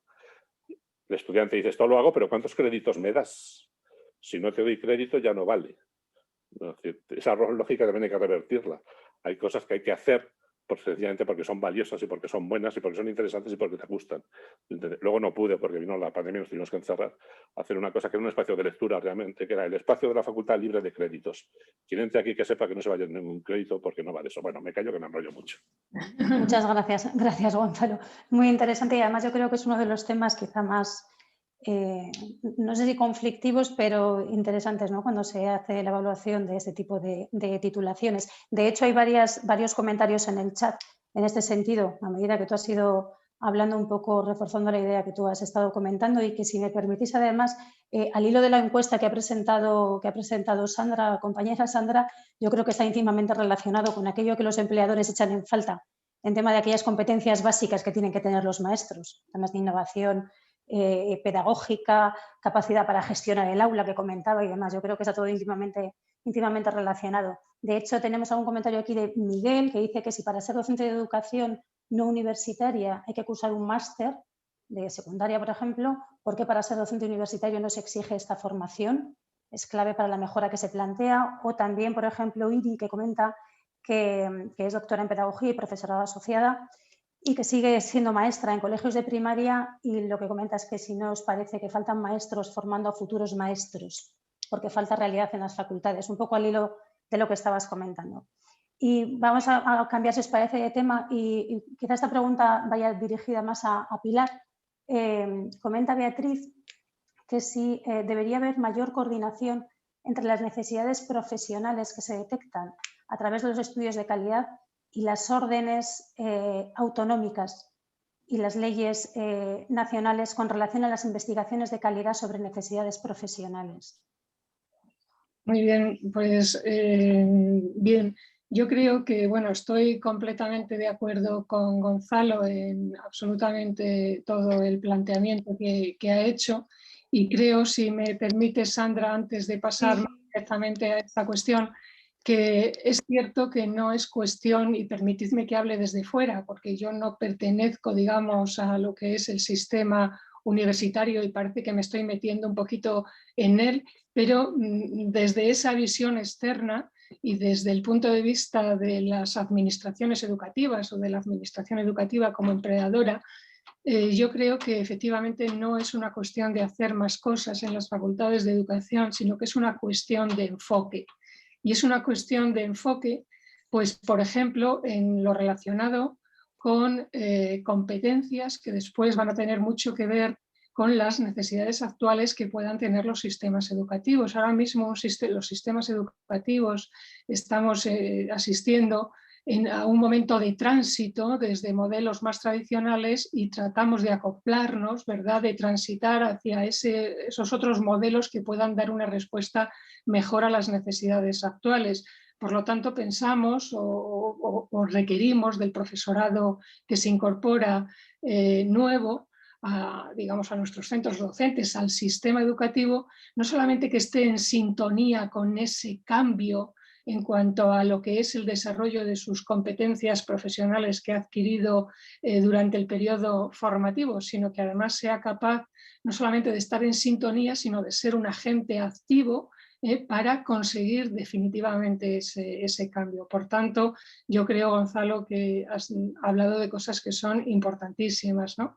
En esa cuestión de enfoque, yo creo que tenemos un problema. Nosotros lo vemos en los... Bueno, no tenemos problemas, tenemos áreas de mejora, ¿no?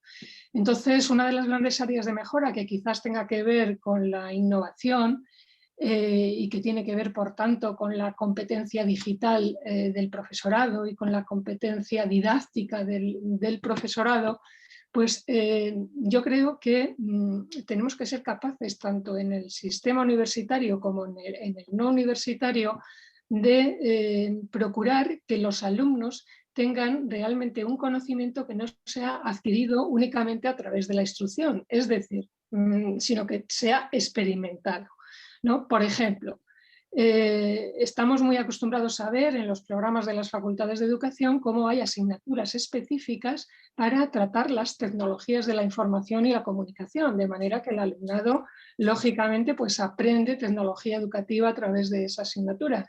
Sin embargo, el enfoque desde nuestro punto de vista, o desde mi punto de vista, perdonad, creo que debería ser que, además de existir esa asignatura, el resto de asignaturas tuvieran incorporadas en sí mismas ya una metodología propia basada en todas las potencialidades, ¿verdad?, que las tecnologías de la información y la comunicación ahora mismo nos aportan en cualquier área de conocimiento, en cualquier asignatura. O sea, yo creo que todos tenemos muy claro que el profesorado tiende a reproducir sobre todo la metodología que ha experimentado durante las clases en las facultades de educación.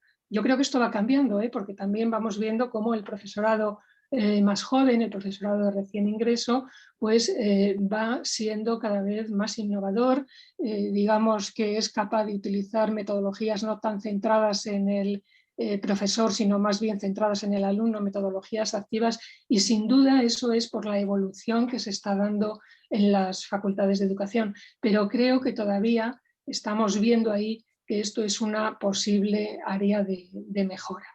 En cuanto a las... por eso decía que era una cuestión de enfoque. Nosotros en el sistema educativo, digamos, escolar, también hemos pasado por momentos en los que hemos creído que la tecnología, por ejemplo, pues la debíamos hacer a través de las aulas de informática, ¿no? Lo que llamábamos el aula de informática, y estamos transitando a lo que es la informática en el aula, es decir, a que la tecnología esté de manera natural, no en las aulas, sino en el centro educativo como globalidad o como organización global donde se desenvuelve el alumno.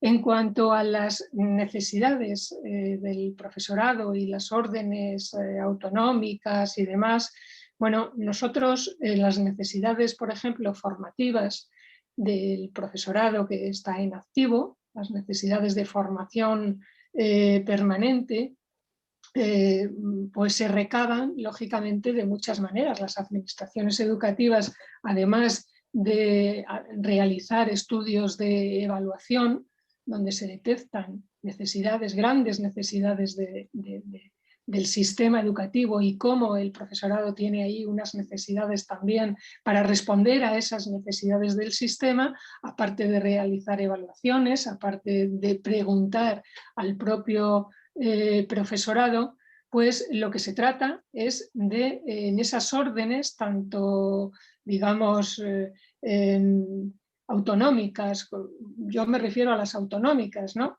Más que nada, pues se trata de reflejar precisamente en esas normas ese conjunto de necesidades, por ejemplo, cuando estamos hablando de formación permanente o cuando estamos hablando de proyectos de innovación, etcétera, etcétera. O sea que si realmente desde fuera se percibe que las necesidades van por un lado y la normativa va por otro, pues ahí tendremos un área de mejora sin duda que atacar, que atajar. Muchísimas gracias, Pilar. No sé si Saturnino quieres comentar algo al respecto de lo que acaba de comentar Pilar, lo que ha comentado Gonzalo anteriormente.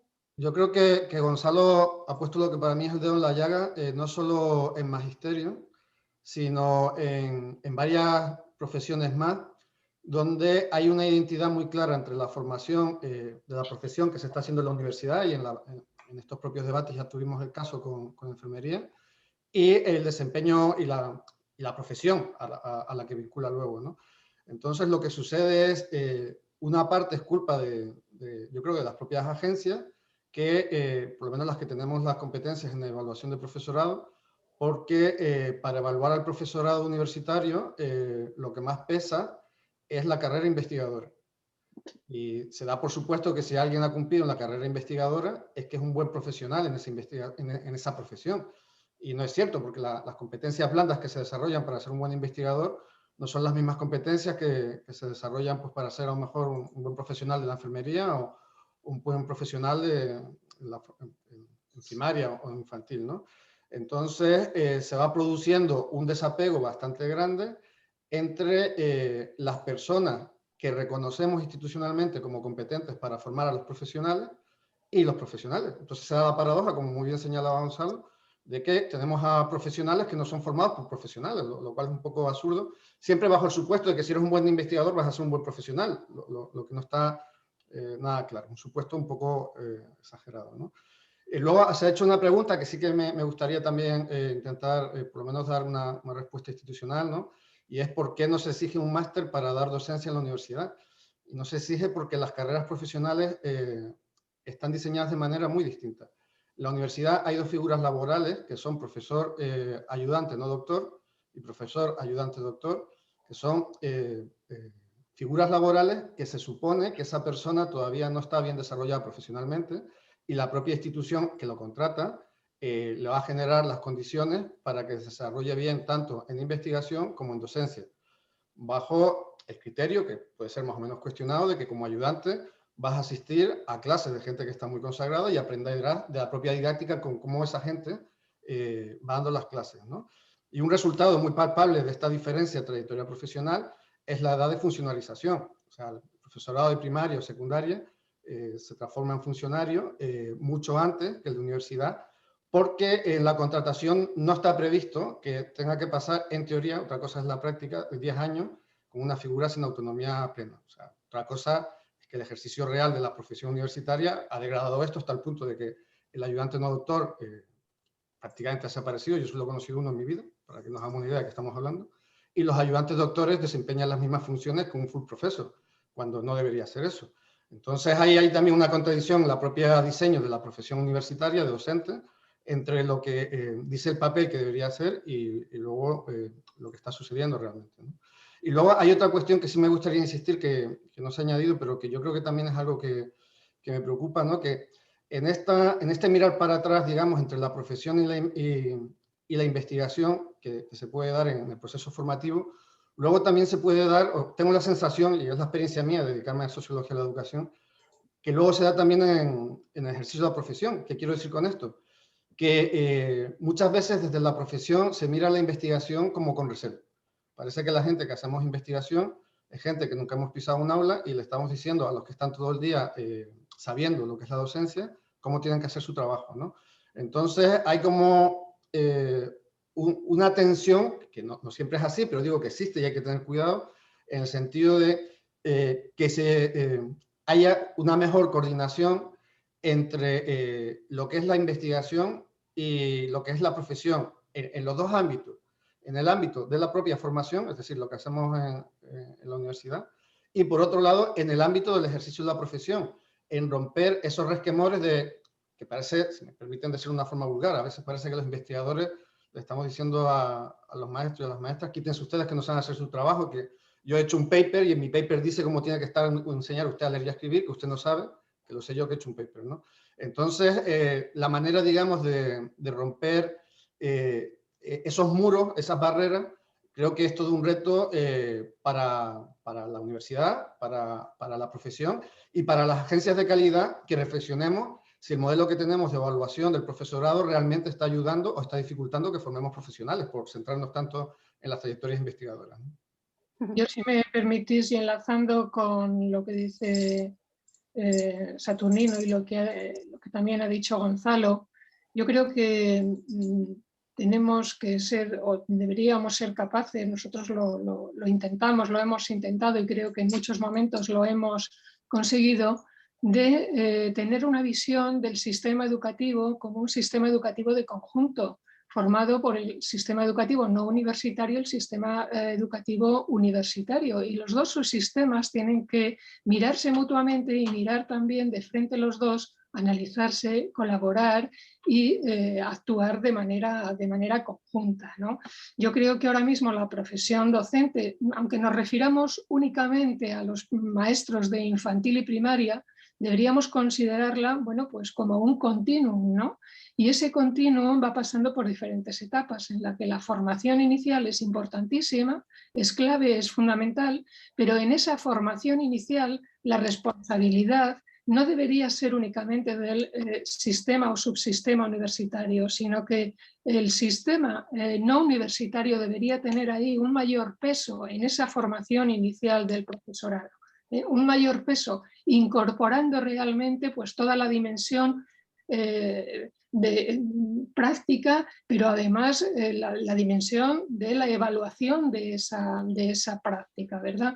Después de la formación inicial, digamos, la formación y adaptación al puesto de trabajo. Ahí, ahora mismo, por ejemplo, nos estamos encargando desde el sistema no universitario de esa formación. Yo creo que el sistema universitario tendría mucho también que poder aportar, ¿verdad?, a esa formación de adaptación al puesto de trabajo y, por supuesto, también en la formación permanente. Yo creo que debíamos caminar en ese sentido, mirarnos en ese sentido y tener una carrera, digamos, y una visión global de lo que es un sistema educativo y que trata de responder a la realidad, a la sociedad actual, a qué tipo de ciudadano queremos, ¿verdad?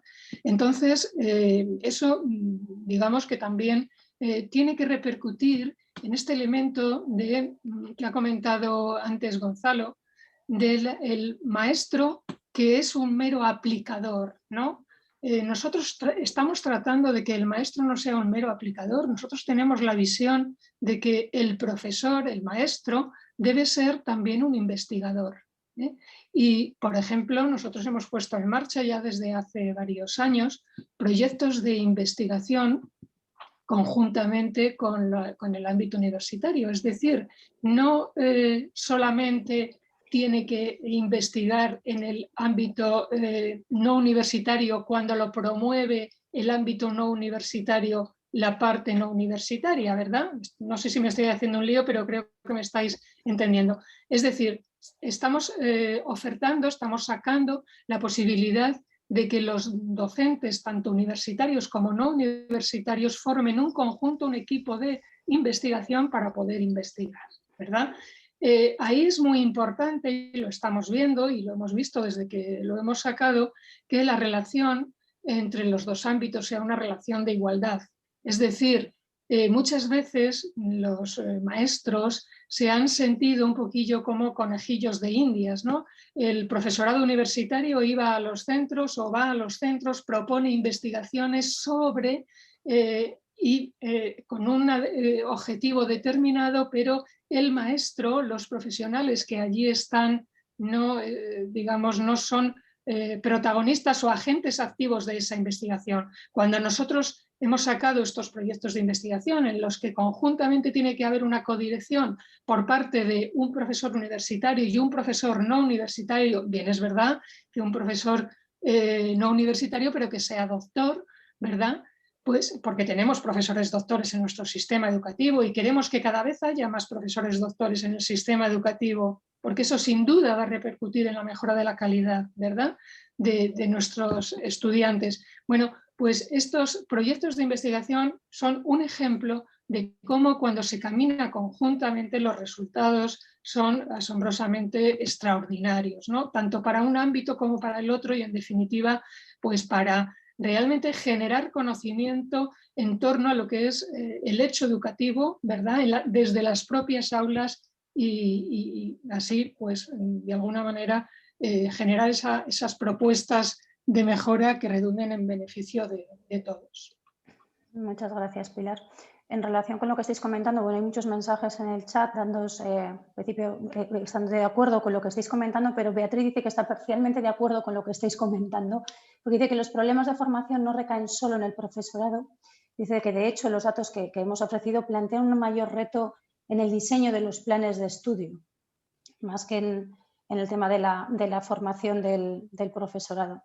¿Cómo veis este tema, Gonzalo, si quieres? Y lógicamente los planes de estudio pues se diseñan como se diseñan y tienen que responder pues a intereses muy diversos que existen en las universidades. Y eso es así, eso hay que reconocer que es así. No partes en blanco y dices vamos a ver lo que necesitamos. Hay mucho interés creado detrás y eso es inevitable. Y es una realidad pues que tenemos, con la que tenemos que convivir. O sea, el plan de estudios no siempre se diseña teniendo en cuenta realmente no solo se diseña teniendo en cuenta las necesidades. Hay otras muchas cosas que hay que tener en cuenta por la propia dinámica universitaria. El problema es el peso que se dé a cada una de esas dos cosas. Y evidentemente, pues sí parece que ha llegado un momento en el que los planes de estudio necesitarían cierta revisión. De hecho, en la conferencia de decanos estamos trabajando pues para ver de una manera más global todo lo que tiene que ver con la formación de los maestros de educación infantil y primaria, desde la admisión, que aquí se ha hablado también antes, yo creo que lo decía Pepe, sobre el perfil de admisión, la propia formación, el tema ahora que sabéis cómo está en candelero, que es el de la inserción, o sea, el periodo que se conoce como el MIR educativo, el periodo de inserción en el mundo del trabajo, la formación permanente, que se refería ahora en Pilar, como un conjunto, porque evidentemente sí creemos que han pasado 10 años desde que implantamos estos títulos, 10, 11 ya, y bueno, sí pensamos que tiene que haber una cierta revisión de todo lo que estamos haciendo y tenemos datos. Esto, por ejemplo, vuestro estudio nos sirve muchísimo. Es verdad que están haciendo cosas, yo coincido completamente con lo que han dicho Saturnino y Pilar, y necesitaríamos una especie de trabajar como a tres bandas. Se necesita una articulación muy grande, mucho mayor, de la administración, las universidades y los centros, de las tres cosas al mismo tiempo. Se han hecho cosas muy bonitas, por ejemplo, en este sentido, en el programa, en el MIF de las universidades catalanas, como sabéis, han hecho un programa, llevan unos años, pues para ver también cómo revisaban todo lo que tiene que ver con la formación de infantil y primaria, de acuerdo con la administración y todas las universidades que imparten formación, que imparten esta formación, han hecho cosas realmente bonitas. O sea, se pueden hacer.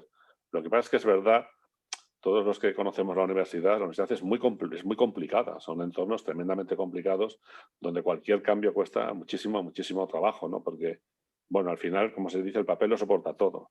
En un papel puedes poner lo que quieras, pero el cambio real tiene que estar mucho más en los tipos en la lógica que subyace en lo que hacemos, ¿no?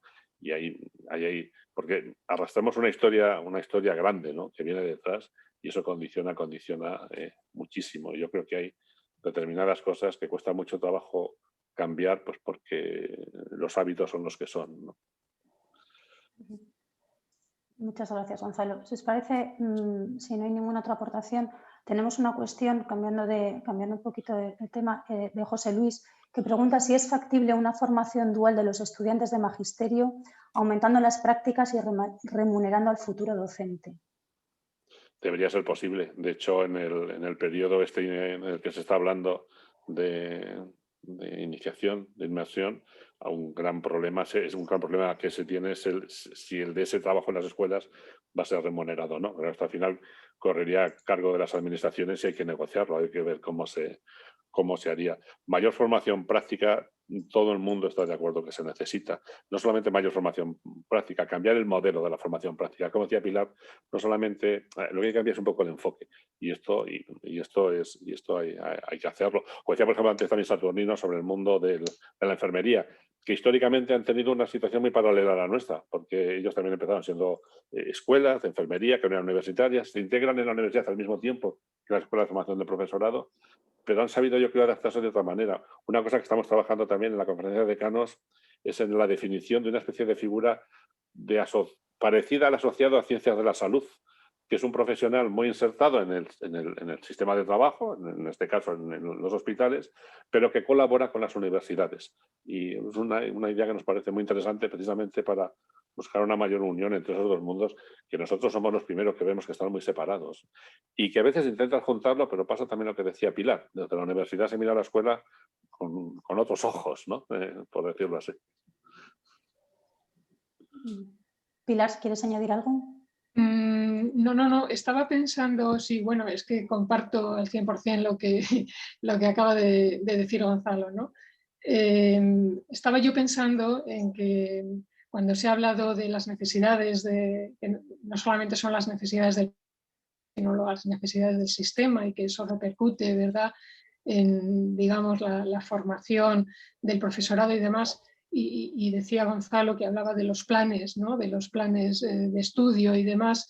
Yo estaba pensando que no solamente eso, sino que, por ejemplo, lo voy a tratar de explicar a través de un ejemplo clarísimo, que es un área de mejora que estamos viendo que habría que acometer en relación con la formación de los maestros y en relación con la competencia científica relacionada con una de las materias que son básicas ahora mismo y ha salido antes en los resultados que han expuesto desde la Agencia de la Calidad catalana, ¿verdad? Pues está todo el tema de las materias STEM, o digamos también las materias STEAM.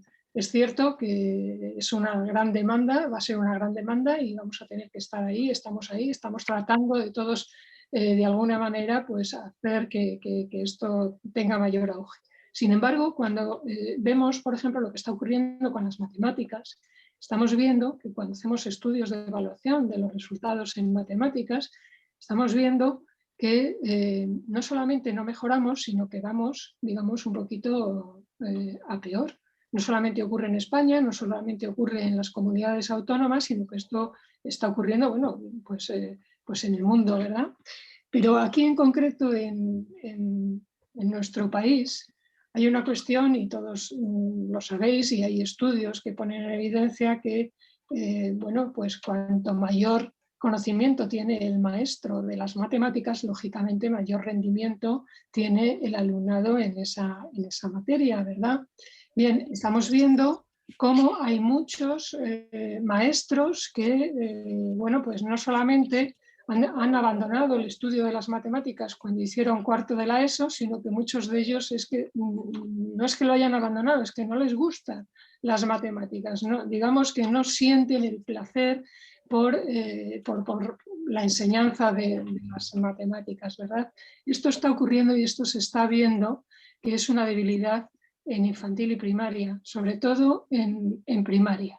Así como, por ejemplo, en secundaria se ven otras cuestiones en relación con las matemáticas, que tiene más que ver con la metodología de la enseñanza, etcétera, etcétera, pues en primaria y en infantil se está viendo que los maestros muchas veces adolecen sobre todo de ese gusto por las matemáticas. Pero eso, claro, en las facultades de educación, en sus planes de estudio no tienen una asignatura específica de matemáticas, ¿verdad? Porque, claro, la didáctica de las matemáticas es, además, que lo habéis comentado antes, tiene un enorme prestigio a nivel internacional, ¿verdad? Pero lo que es el conocimiento científico de la materia, en ese sentido, pues quizás habría que abordarlo. Claro, desde las facultades de educación, previamente, esto tiene que ver con la nota de corte, esto tiene que ver con el inicio, no lo sé, pero es una debilidad que tenemos que empezar, desde mi punto de vista, de verdad, a tomar muy en serio, a tomar, desde mi punto de vista,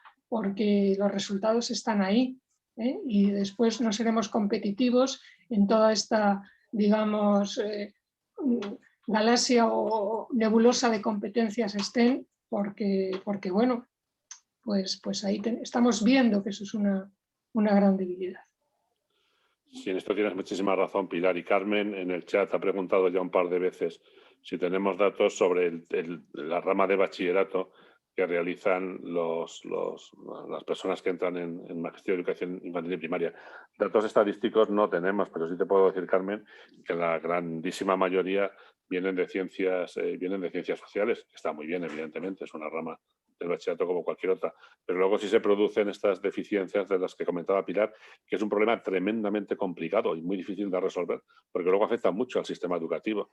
Tenemos estudiantes que efectivamente no es que no les gusten las matemáticas, que es que vienen huyendo de las matemáticas, pero luego van a tener que enseñar las matemáticas en la escuela. Y bueno, todos sabemos que lo primero para ser un buen maestro es tener pasión por lo que haces. Si no te gustan las matemáticas, vas a poder enseñar muy mal las matemáticas. Es un problema tremendamente complicado que no sabemos bien cómo atajar. Claro, se podría pensar en una prueba de acceso, pero eso también es complicado porque entonces dejarías fuera a los otros. El gran problema que tenemos, que es un problema que se suscitó cuando hubo que diseñar los planes de estudio actuales, las escalas de planes. En los planes anteriores de magisterio había especialidades. Alguien en el chat ha hablado también de las especialidades. Sí, efectivamente. Pero al final el maestro tiene que ser generalista. Y en Europa se ha ido el modelo de maestro de educación primaria que sea generalista. O sea, que tiene que saber de todo. No, en secundaria es un especialista, pero en primaria no. Se ha ido el modelo generalista. Claro, el problema es cómo formas a un maestro generalista que tiene que combinar todas las áreas de conocimiento, cuando encima el bachillerato no hay un bachillerato generalista, te viene siempre de algún sitio, porque las matemáticas son importantes, pero la lengua también lo es. Entonces, al final, ¿cómo combinas todo eso? Es francamente complicado. Yo os puedo decir cómo se soluciona en algunos otros países. Hay muchos países donde realmente la formación del maestro de educación infantil y primaria se parece más a lo que aquí es el profesor de secundaria, por lo menos en el nivel. Es decir, es un segundo nivel de formación. Te viene ya muy formado en algo y tú tienes un segundo nivel para formarlo en lo que le falta y en las competencias de tipo pedagógico, llamemos, o didáctico, o como lo queréis llamar. Por ejemplo, Finlandia, que se pone siempre como ejemplo, Finlandia, la formación de los maestros de infantil, primaria y secundaria es un máster. La gente viene ya con un grado anterior. Os decía antes que yo conozco mucho el caso de Canadá. En Canadá, la formación de los maestros es un segundo grado. La gente viene ya con su grado, en lo que sea, y le haces un segundo grado, donde va a poder compensar las debilidades que tengan algunos tipos de conocimiento más la formación pedagógica, ¿no? Pero efectivamente esto que estáis preguntando es realmente... Y no lo sabemos, con nuestro sistema actual de formación, no sabemos cómo atajarlo. Se podría pensar en las asignaturas complementarias que se utilizan en la EBAU, bueno, sí, pero con eso realmente lo corriges poco. En mi facultad, por ejemplo, hemos intentado hacer un curso 0 de matemáticas, pero tampoco lo terminas de corregir. También depende mucho, esto como decía antes, de la mentalidad. O sea, a nadie se le ocurriría estudiar ingeniería si no está bien formado en matemáticas antes. Bueno, pues magisterio sí lo puedes estudiar aunque no estés bien formado en matemáticas antes. Ese es un problema, realmente. Muchísimas gracias.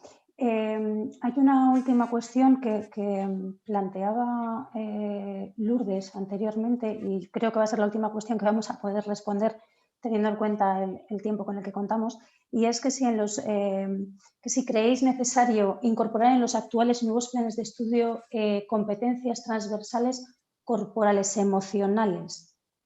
Es una cuestión que se ha planteado un par de veces en el chat. Yo sí, voy a ser breve. Yo creo que sí, porque estos son los estudiantes, los estudiantes de magisterio, cuando son maestros, se enfrentan a situaciones muy complicadas, que realmente o tienen este tipo de competencias o las complicaciones pueden ser serias, ¿no?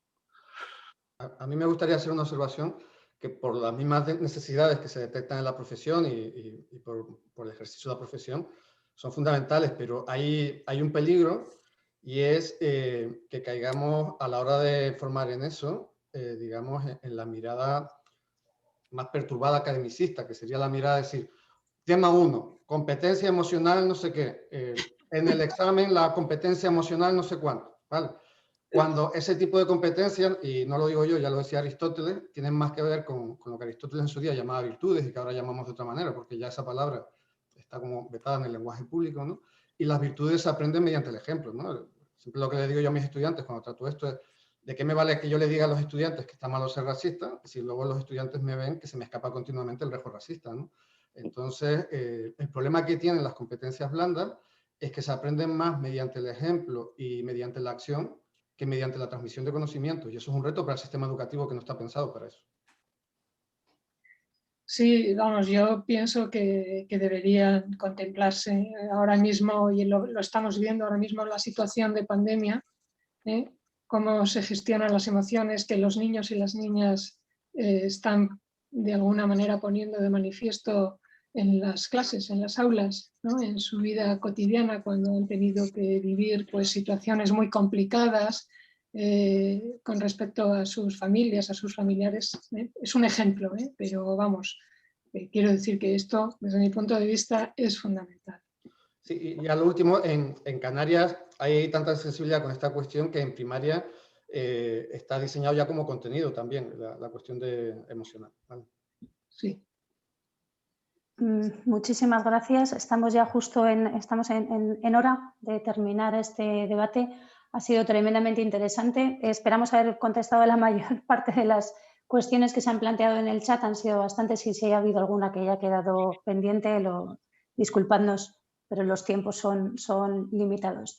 Yo creo que el debate ha sido muy interesante, como decía anteriormente, y que viene un poco a ratificar los resultados que se han presentado previamente, tanto en el estudio presentado por ACU Cataluña como por la agencia, los resultados de las evaluaciones realizadas por las agencias de aseguramiento de calidad presentado por DEVA. Sin más, muchísimas gracias a los tres participantes en el debate, gracias por esta charla tan interesante y doy paso a mi compañero Iñaki Eras, director de la Agencia de Calidad de País Vasco. Muchas gracias, Sandra. Bueno, pues me parece que estamos en hora, en ese sentido vamos muy bien. Voy a compartir, si os parece,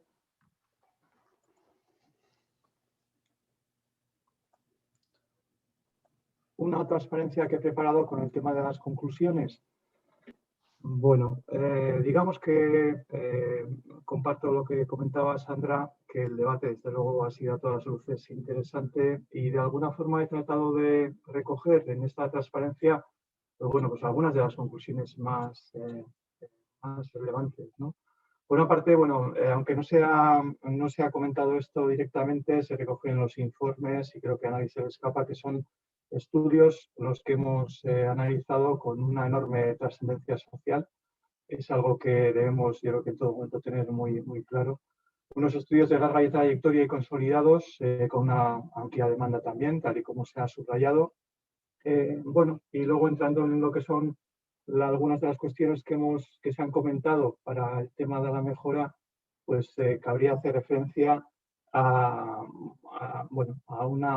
la necesidad de contar con una mayor presencia de las metodologías activas, en definitiva del aprendizaje centrado en el o la estudiante en este tipo de enseñanzas, ¿no? Por diferentes cuestiones, no solamente por lo necesario que entendemos que es y por el amplio consenso que existe en muchos ámbitos para que esto sea así, como también, como se ha comentado en algún momento en el chat, por la propia repercusión que tiene esto también para los futuros profesionales del ámbito de la educación, ¿no? Vemos también, se ha comentado la necesidad de repensar los estudios respondiendo a las necesidades formativas del sistema educativo.